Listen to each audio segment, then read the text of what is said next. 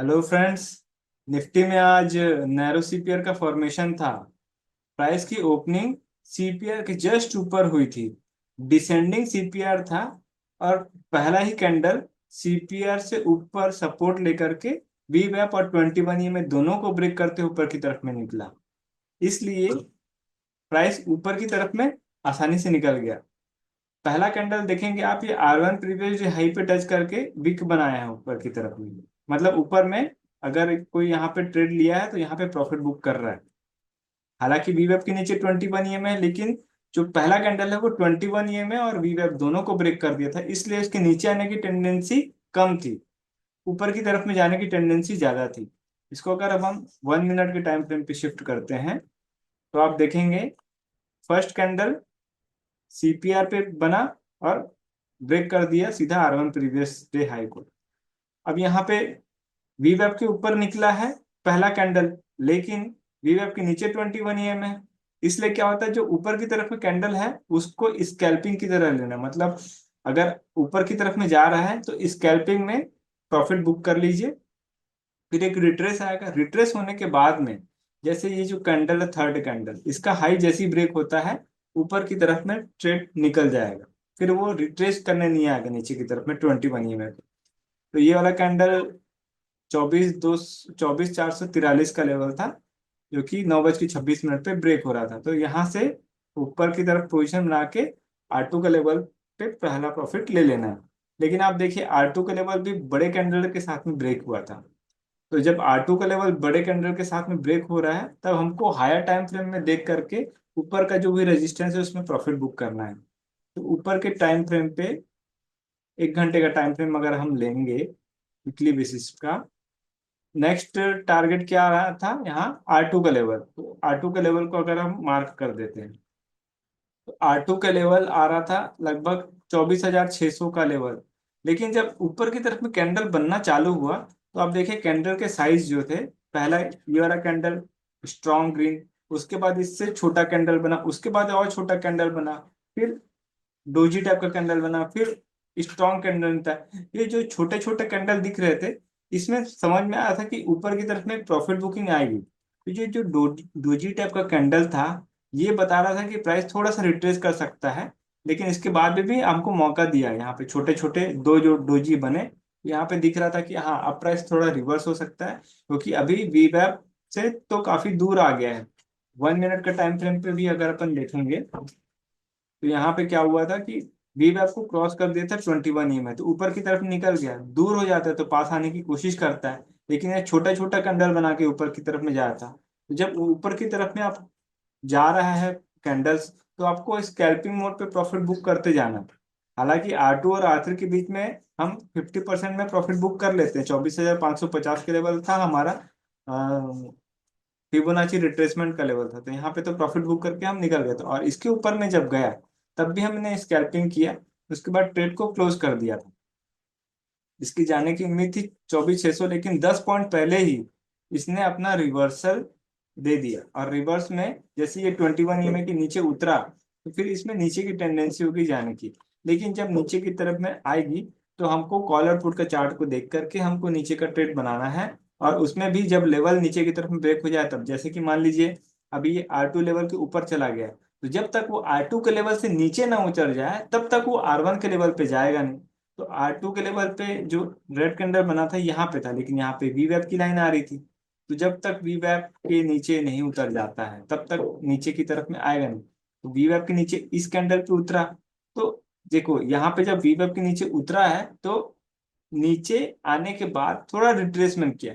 जब तक वो नीचे से 20 EMF पे रेजिस्टेंस ना ले तब तक हमको नीचे का ट्रेड नहीं बनाना है। हालांकि यहाँ पे जो ये ग्रीन कैंडल दिख रहा था और ये वाला कैंडल 10:40 का कैंडल, ये ऊपर का इशारा देता था कि हाँ यहाँ से ऊपर की तरफ में जा सकता है। और डेफिनेटली यहाँ पे पोजीशन बन भी रहा था। लेकिन जब ये कैंडल ऊपर की तरफ में दिया उसके बाद जब ये रेड कैंडल बना के नीचे आ गया तब फिर इसमें नीचे जाने की टेंडेंसी हो गई, क्योंकि 21 में अब ये रेजिस्टेंस का काम किया। तो यहाँ से पोजीशन को क्लोज करके, जो ऊपर का पोजीशन है क्लोज करके नीचे का पोजीशन बनाना बनता था, टारगेट हो जाता R1 का लेवल। और यहाँ हमको क्या मिला था, डिसेंडिंग सीपीआर में ट्रेंड रिवर्सल मिला था R1 प्रीवियस डे हाई के ऊपर में। तो जब R1 previous day high break हो जाए नीचे की तरफ में, जो कि ये वहाँ यहाँ पे ब्रेक हुआ था, R1 previous day high break हो गया, तो फिर इसमें नीचे की तरफ ट्रेड मिलेगा। हालांकि डिसेंडिंग सीपीआर होता है तो R1 प्रीवियस डे हाई के नीचे जाता है, तो गोल्डन रूल के कारण वो सीपीआर पे वापस आता है। तो यहाँ से सीपीआर की तरफ में ये वापस आया, क्योंकि यहाँ पे डेज ओपन की लाइन बन रही थी, सीपीआर का टारगेट भी था। इसके बाद यहाँ पे कंसोलिडेशन हुआ है, और कंसोलिडेशन होना जरूरी था, क्योंकि डेज ओपन की लाइन पे जब वापस आ जाए तो वहां कंसोलिडेट करता ही है। अगर ये असेंडिंग सीपीआर होता तो डेज ओपन पे आकर के प्राइस बाउंस कर जाता वापस R1 प्रीवियस डे हाई की तरफ में। क्योंकि ये डिसेंडिंग सीपीआर था, इसी वजह से ये वापस प्राइस बाउंस नहीं किया ऊपर की तरफ। यहाँ नीचे की तरफ में आया सीपीआर से नीचे, तो स्कैल्पिंग मोड पे हमको ट्रेड करना है, क्योंकि नीचे की तरफ में हमको 15 मिनट का 200 EMA SMA का जोन मिल रहा था। इसी वजह से जो नीचे की तरफ में होती वो स्कैल्पिंग होती। यहाँ नीचे की तरफ में स्कैल्पिंग हो गया। उसके बाद धीरे धीरे करके ये वापस बाउंस किया ऊपर की तरफ में। तो ये जो ऊपर की तरफ में बाउंस किया है, वो एक तरह से कहना चाहिए कि जब डेज ओपन की लाइन को वापस ऊपर की तरफ में ब्रेक कर जाए, क्योंकि यहाँ पे क्या था, देखो इस जगह पे ना 21 EMA की नीचे प्राइस बन रहा था, है ना। लेकिन यहाँ पे क्या हुआ, 21 EMA के ऊपर में कंसोलिडेट हुआ है, ऊपर सस्टेन किया है प्राइस, है ना। ये जो दो तीन कैंडल है इसको हम नहीं मानेंगे। यहाँ पे जो 21 EMA के ऊपर सस्टेन कर रहा है इसको मानेंगे। और 21 EMA के ऊपर निकल गया, और यहाँ पे डेज ओपन के ऊपर भी निकल गया, तो ये ऊपर की तरफ में चला गया R1 प्रीवियस डे हाई। तो कब ये निकलेगा कब ये नहीं निकलेगा, ये थोड़ा सा पता होना चाहिए। अगर मान लीजिए आपको नहीं पता है तो स्टार्टिंग में ट्रेड करके बाद में टर्मिनल को क्लोज कर देना, ज्यादा बेटर कंडीशन है। R1 प्रीवियस डे हाई के पास पहुंचने के बाद फिर से वही चीज हुई, डिसेंडिंग सीपीआर था, तो R1 प्रीवियस डे हाई पहुंच करके वापस वो नीचे की तरफ में आया। लेकिन नीचे की तरफ में किस तरीके का आया, थोड़ा जिगजैग करते हुए आया, क्योंकि मार्केट सेकंड हाफ में जिगजैग करता है। तो नीचे की तरफ में आया, तो अगर आपको ट्रेड बनाना है तो जैसे ये वाला जोन ब्रेक हुआ तो आप नीचे का ट्रेड बनाया, फिर ये वाला जोन ब्रेक हुआ तो नीचे की तरफ बनाया, तो आपको स्कैल्पिंग में भी नीचे की तरफ जो ट्रेड बनाना है वो लेवल टू लेवल, जैसे कोई स्विंग है वो ब्रेक हो रहा हो तब फिर बनाने से ज्यादा अच्छा रहता है। और हमेशा याद रखिए, जब भी ये जो ईएमए और ईएमए एसएमए का जोन है उसके बीचों बीच प्राइस चल रहा हो तो बड़ा दिक्कत करता है। जैसे यहाँ पे 15 मिनट का 200 EMA SMA जोन था, और यहाँ पे 1 मिनट का, 3 मिनट का, 5 मिनट का 200 EMA SMA जोन था। जब इसके आसपास आ गया तो वहां पे कंसोलिडेशन हो जाता है। तो जब कंसोलिडेशन वाला पार्ट आए तो आपको सचेत रहना है कि यहाँ पे कंसोलिडेशन हो सकता है। इस जगह पे पूरा निकल गया था, यहाँ पे फ्री हिट था ऊपर की तरफ में, ये वाला जगह फ्री हिट था क्योंकि पूरा जोन से बाहर निकला था। लेकिन यहाँ पे वो चीज नहीं है, यहाँ बीच में आ गया है। एक तो सीपीआर है ऊपर, ऊपर R1 प्रीवियस जो है, और इसके बीच में पूरा ईएमए एसएमए का जोन है, तो यहाँ पे ट्रेड करेंगे तो फंसेंगे। तो यहाँ धीरे धीरे करके ऊपर नीचे करके ट्रैप किया है लोगों को। अब इसको हम उसमें देखते हैं, ऑप्शन के प्राइसिंग पे देख लेते हैं। तो हम 24,300 का कॉल लगाए हैं, 24,300 का पुट लाए हैं, क्योंकि आज के दिन में प्रीमियम ऑलरेडी हाई रहता है। और द मनी का कॉलर पुट को हम लगा लिए। फर्स्ट कैंडल देखिए कॉल का, सीपीआर से ऊपर की तरफ में निकला है, सीपीआर से ऊपर निकला है, R1 प्रीवियस जो है को डिसाइसिवली ब्रेक किया है ना। लेकिन वीवेब के नीचे ईएमए की लाइन है, और ईएमए से सपोर्ट लिया है, तो एक कैंडल स्कैल्पिंग मिलेगी। उसके बाद जब वो रिट्रेस करके ऊपर की तरफ में जाएगा, और जो थर्ड कैंडल का हाई ब्रेक हो जाता है, डेफिनेटली वो ऊपर की तरफ में निकल जाएगा। इस कैंडल पे ऊपर की तरफ में निकला, और इसके पहले का जो कैंडल देख रहे हैं ये R1 प्रीवियस डे हाई से सपोर्ट लेता हुआ है। यहाँ पे वीवेब भी ब्रेक हो रहा है, एटीएमए की लाइन भी वीवेब को ब्रेक कर रही है ऊपर की तरफ में। तो यहाँ पे पोजीशन बनता है, अगर इस कैंडल पे नहीं ले रहे हैं, इस कैंडल पे पोजीशन बनता है, और इस कैंडल पे नहीं लिए तो इस कैंडल का लो पे पोजीशन बनता है, इसका हाई पे नहीं। इसको देख करके करना है आपको, कैंडल के जो साइज है और किस तरीके का कैंडल बन रहा है ये समझना है। इस कैंडल में ऊपर में ज्यादा बड़ा वीक नहीं आया था, और ये वाला जो कैंडल है ये बुलिश कैंडल का ही पैटर्न है। तो इस तरीके से इस कैंडल का हाई पे आपको ट्रेड ले लेना, क्योंकि ये एटीएमए से पास है, एटीएमए से दूर हो जाएगा, आपको ट्रेड अवॉइड करना है।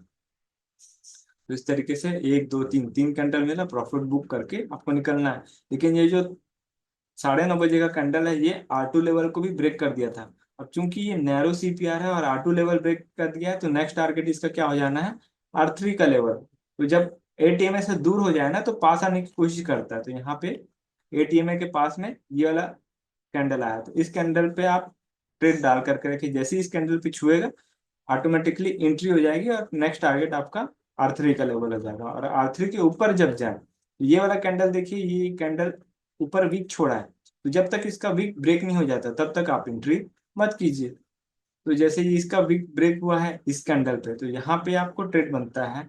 और यहाँ पे ट्रेड नहीं है तो इस कैंडल पे ट्रेड लीजिए, क्योंकि यहाँ पे एटीएमए के पास में एंट्री है, तो आपको एंट्री एकदम सही जगह पे मिल रही है। यहाँ पे एंट्री करके फिर नेक्स्ट टारगेट R4 का रख सकते हैं। तो इस तरीके से छोटा छोटा स्कैल्पिंग होता है, और जैसे ही R4 का लेवल अचीव हो गया वहां पे ट्रेड को क्लोज कर दीजिए, कोई दिक्कत नहीं है। यहाँ पे R4 मिला, वैसे ही पुट में S4 का ट्रेड मिला। अब पुट में अगर आपको ऑप्शन सेलिंग करनी है तब कैसे करेंगे? ऑप्शन सेलिंग के लिए ध्यान क्या देखना है कि एटीएम में एटलीस्ट वी वेब को नीचे की तरफ में क्रॉस कर जाए। तो ये इस कैंडल पे हुआ, तो इसके नेक्स्ट कैंडल पे एंट्री आप कर सकते हैं सेलिंग का। हालांकि फर्स्ट कैंडल ही बहुत बड़ा रेड कैंडल बन गया था, तो इसके नीचे जाने की उम्मीद थी, लेकिन नीचे जाने के लिए हमको यहाँ पे S1 का लेवल तो ब्रेक हो रहा है, लेकिन S2 का लेवल यहाँ पे सपोर्ट का काम कर दिया। तो S2 लेवल इस कैंडल पे ब्रेक हुआ है, लेकिन फिर भी आपको जब तक एटीएम में क्रॉस नहीं कर जाता तब तक एक रेजिलियंट नीचे की तरफ में मिलेगा, इसकी कोई गारंटी नहीं है। तो इस कैंडल पे आपको सेलिंग का ऑप्शन तलाशना है। या तो फिर आप जैसे 9:26 का कैंडल जो कि वी वेब को कॉल साइड में ब्रेक कर रहा था, वैसे ही सेम आपको इस कैंडल पे एंट्री नीचे की तरफ में मिल रही थी। तो इसके पहले भी आप एंट्री कर सकते हैं, कोई दिक्कत नहीं है। तो यहाँ पे इस कैंडल पे 9:24 का कैंडल एंट्री दे रहा था नीचे की तरफ में, और टारगेट आपको S4 का लेवल मिलता है। तो इस तरीके से ऑप्शन सेलिंग में पुट का पोजीशन बना। और इसके बाद फिर जैसे ये 8, 13, 21, 34 ये तीनों का मतलब चारों का क्रॉस ओवर हुआ, यहाँ पे गोल्डन क्रॉस ओवर होता है। तो गोल्डन क्रॉस ओवर में ये वापस नीचे की तरफ में आता है, लेकिन वापस आने के लिए हमको लेवल ब्रेक होना चाहिए। इस कैंडल पे R3 का लेवल सपोर्ट का काम कर रहा था, तो जब तक R3 का लेवल बड़े कैंडल से ब्रेक नहीं हो जाता तब तक आप एंट्री मत कीजिए। तो इस कैंडल पे R3 का लेवल ब्रेक हुआ है, तो यहाँ पे एंट्री बनती है। और सेम आपको पुट को भी देख लेना है कि पुट में ब्रेक हो रहा है कि नहीं। तो 10:26 का कैंडल कॉल में नीचे की तरफ पोजीशन दे रहा है, और पुट में ऊपर की तरफ में पोजीशन देना है। और पुट में 8 EMA 34 EMA को ब्रेक करी थी उसी सेम कैंडल पर। तो यहाँ पे स्कैल्पिंग ऊपर की तरफ में होती है, और यहाँ पे नीचे की तरफ में ऑप्शन सेलिंग होती है। टारगेट वी वेब का रखते हैं, यहाँ पे वी वेब पे आया प्रॉफिट बुक करके निकलते हैं। इसके बाद फिर थोड़ा सा ये सस्टेन किया, और यहाँ पे एक कप हैंडल वाला पैटर्न बना, और हैंडल जैसी ब्रेक हुआ इसके बाद ऊपर की तरफ में निकल गया। तो हमको जब तक वी वेब के ऊपर एटीएमए की लाइन नहीं आ जाती तब तक ऊपर के बारे में नहीं सोचना है। यहाँ पे ईएमए का गोल्डन क्रॉसओवर इसी जगह पे मिल गया था पुट साइड में। जैसे ये S2, हाँ S3 का लेवल ब्रेक हुआ, फिर ऊपर की तरफ में स्कैल्पिंग करना है। और स्कैल्पिंग किस तरीके का करना है, बड़े बड़े कैंडल में प्रॉफिट बुक करके आप निकलिए, क्योंकि यहाँ पहुंच गया है सीपीआर पे। तो जब ये सीपीआर पे पहुंचेगा कॉल साइड में, तो डेफिनेटली पुट में थोड़ा जिगजैग मोमेंटम होगा। तो ये जो है प्राइस यहाँ पे जिगजैग मोमेंटम करना ही था, कॉल साइड में दिख रहा था कि वो जिगजैग अब कर सकता है। इस तरीके से ट्रेड था। अब पुट में आप देखिए कि जैसे ये जो जिगजैग वाला जगह है, इसका हाई, ये 135 का हाई जैसे ही ब्रेक हुआ, फिर ऊपर की तरफ में आप ट्रेड बना लीजिएगा स्कैल्पिंग मोड पे। या तो फिर कॉल साइड में आप देखो, कॉल साइड में जैसे ही सीपीआर के नीचे क्लोज दे दे, तब फिर आप ट्रेड बनाइए नीचे की तरफ में सेलिंग का, और पुट में बाइंग का। तो कॉल और पुट को देखते हुए आपको ऊपर का या नीचे का ट्रेड बनाना है। इस तरीके से था। और पुट में आप देखो सीपीआर पे पहुंच के फिर वहां से रिजेक्ट किया नीचे की तरफ में। तो जब सीपीआर से नीचे रिजेक्ट कर रहा है पुट में, तो कॉल साइड में बढ़ने के लिए तैयार हो जाता है ऊपर की तरफ में। तो आपको 8 और 34 का क्रॉस ओवर जहां पे मिल जाए वहां पे आपको प्रोपोजिशन रिवर्सल का ट्रेड करना है। 8 और 34 का क्रॉस ओवर ऐसे कंडीशन नैरो सीपीआर में वो खासकर इस तरीके का वर्क करता है। जैसे मान लीजिए यहाँ पे 834 क्रॉस हुआ, आप रिवर्स कर सकते हैं पोजीशन को। यहाँ पे 834 कहाँ ब्रेक हुआ है, इस जगह पे ब्रेक हुआ, लेकिन यहाँ पे बहुत ज्यादा जिगजैग किया है, तो जिगजैग में जो हाई और लो है इसको मार्क कर लीजिए। जैसे ही हाई ब्रेक होता है वहां पे पोजीशन बना लीजिए। इस तरीके का रहता है ट्रेड, छोटा छोटा ही सही मिलता है। इसके बाद का जो ट्रेड है वो अवॉइड करने वाला था, क्योंकि देखो यहाँ वी वेब पे आया, वी वेब से फिर नीचे की तरफ में आ गया, तो जब वी वेब से नीचे की तरफ में आ रहा है तो इसमें बाइंग का अप्रोच मिलेगा। जैसे यहाँ पे देखिए इस जगह पे कॉल में सीपीआर मतलब वी वेब से ईएमए की लाइन फॉलिंग चैनल बटन पे बनी थी इस कैंडल पे 14:22 पे। वैसे ही सेम पुट में भी आप देखो वी वेब को ब्रेक करा था ऊपर की तरफ में और ईएमए क्रॉस हुआ नीचे ही मिल गया था, तो इसमें ऊपर की तरफ में ट्रेड मिला था और इसमें नीचे की तरफ में ट्रेड मिल रहा था। और जैसे ही 8 और 34 एक दूसरे को क्रॉस ओवर दिया यहाँ पे, यहाँ स्कैल्पिंग ऊपर की तरफ में होगी और स्कैल्पिंग यहाँ पे पुट में सेलिंग साइड की तरफ में अपॉर्चुनिटी मिलेगी। तो इस तरीके से छोटा छोटा और रेजिलियंट ट्रेड मिलता है। अब जैसे पुट में आप देखिए यहाँ 2 बजे का कैंडल, 2 बजे का कैंडल आपको 8 और 34 ब्रेक होता हुआ नहीं दिखा, तो यहाँ पे ट्रेड बनेगा नहीं, है ना। जब तक 8 और 34 ब्रेक नहीं होते, जैसे यहाँ पे 8 और 34 ब्रेक हुआ लेकिन वो टारगेट अचीव कर दिया, तो यहाँ पे लेना नहीं है आपको। किस जगह पे लेना है, इस जगह पे लेना ये 8 और 34 ब्रेक हुआ है इस कैंडल पे, तो आप यहाँ पे एंट्री या यहाँ पे एंट्री करके यहाँ टारगेट ले लीजिए। ये सब चीजें ध्यान रखना है।